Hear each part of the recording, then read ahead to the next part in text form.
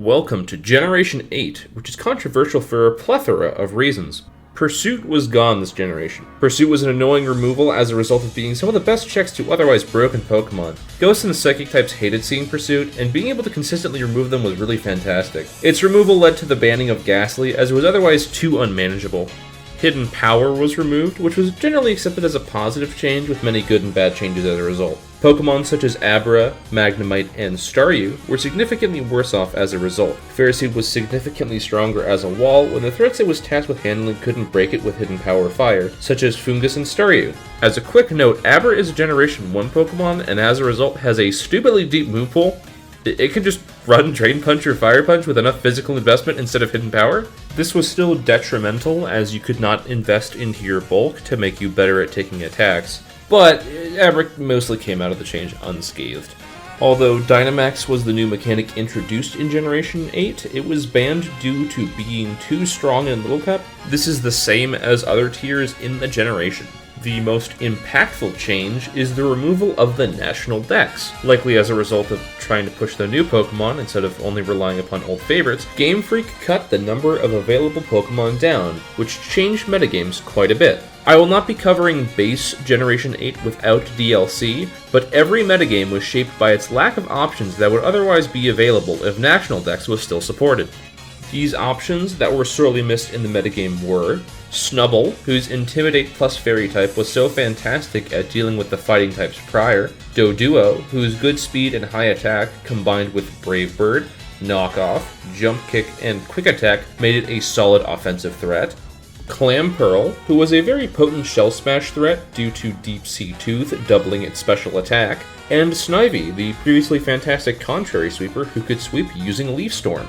There were a few new bans and unbans as well, which greatly shaped the metagame. Porygon was unbanned because there was no Z conversion Omni Boost. Although you still had the potential to run an offensive set because of download, good coverage, and agility, defensive Porygon is currently preferred due to counter-trapping Diglett, being a very reliable Thunder Wave user, and gaining momentum due to the newly buffed Teleport.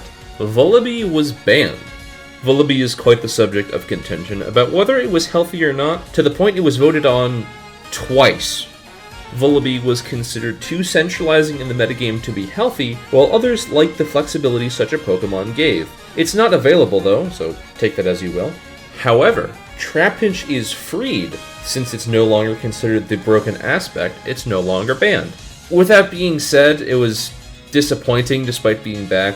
Diglett was significantly better due to its natural speed and variable sets. Even with the addition of First Impression on Trapinch as a good priority move, it wasn't enough in the different metagame to make it worthwhile most of the time. It does have a niche, however, for being bulkier than Diglett and having access to Superpower. Also, quick note, Rapid Spin got a buff this generation, so it no longer has the base power of a Wet Pool Noodle and boosts your speed after using the move. It's quite good on Drillbur and Staryu, and if you're wondering, well, why is it only 2 Pokemon? That's because of the National Dex removal. It's a bit of an issue. As a result of these changes, the metagame is defined by the interactions between reigning tier king Mienfoo and its respective counters. This was not dominated by fairy types, as one might think. Instead, it was poison types. This is for 2 main reasons, the first being that the 2 main poison types were quite good themselves.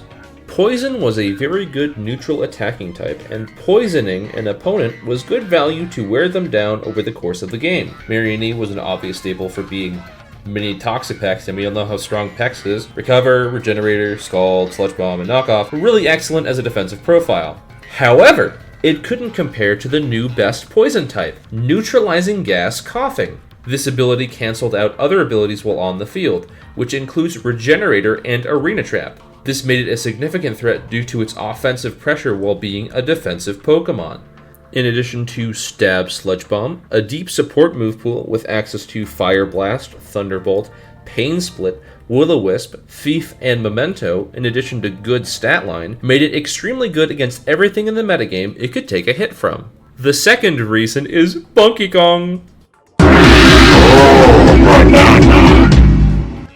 Grookey with Grassy Surge and Priority Grassy Glide became a tier-defining staple due to being a fantastic revenge killer that provided team support to neuter the exceedingly strong Diglett. Options such as Knock Off, U-Turn, Drain Punch, Protect, and Wood Hammer also helped Grookey wear down the enemy team and break over grass resists such as Ferroseed, Natsu, and Pawniard. You also had the option of using a Grassy Seed Sword Stance set, which gave you access to 110 base power acrobatics and was extremely good at switching into Knock Off. The combination of Minfu plus Grookey was very, very potent due to how well they supported their teammates while being quite strong on baseline themselves. If your physical wall couldn't handle both Grookey and Mienfoo, it wouldn't work. There are a few other walls you can use, such as Larvesta, Fungus, and Morlul, but these were worse off due to being decimated by rocks, having hard counters due to losing hidden power, and having a quadruple weakness to poison while also being hard to fit due to its somewhat unreliable recovery, respectively. The best hazard removal tool was not hazard removal, but hazard reflection. Natu came back in full swing because of magic bounce, and pairing well versus the fighting and poison dominated metagame. It could also run Heat Wave to deal with Ferroseed and Pawniard. Access to U-Turn and Roost helped out greatly as well.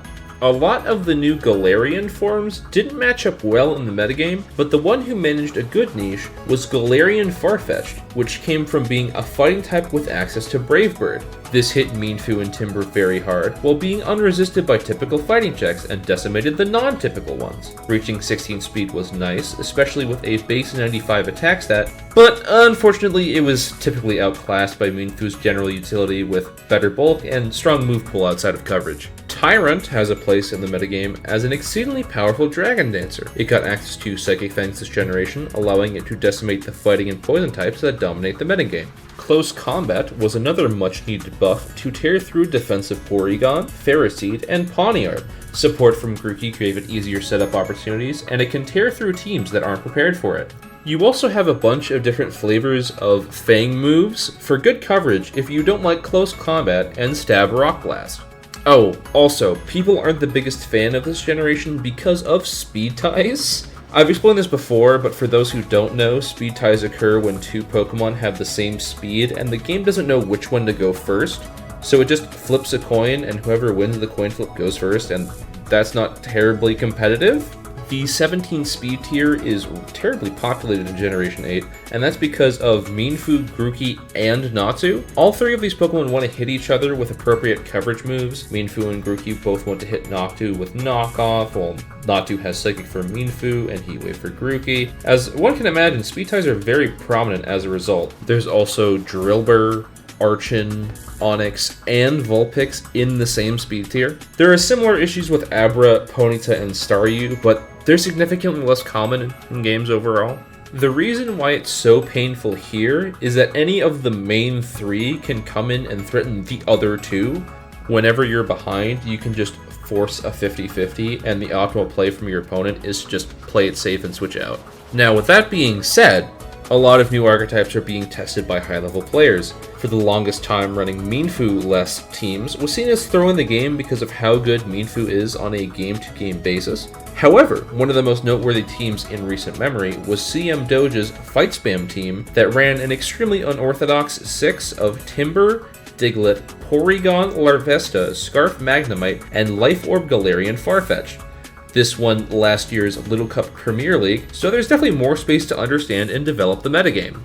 Despite its flaws, I can still recommend this metagame for new players, as this is where I got my start in Little Cup, and it wasn't hard to pick up and learn the metagame.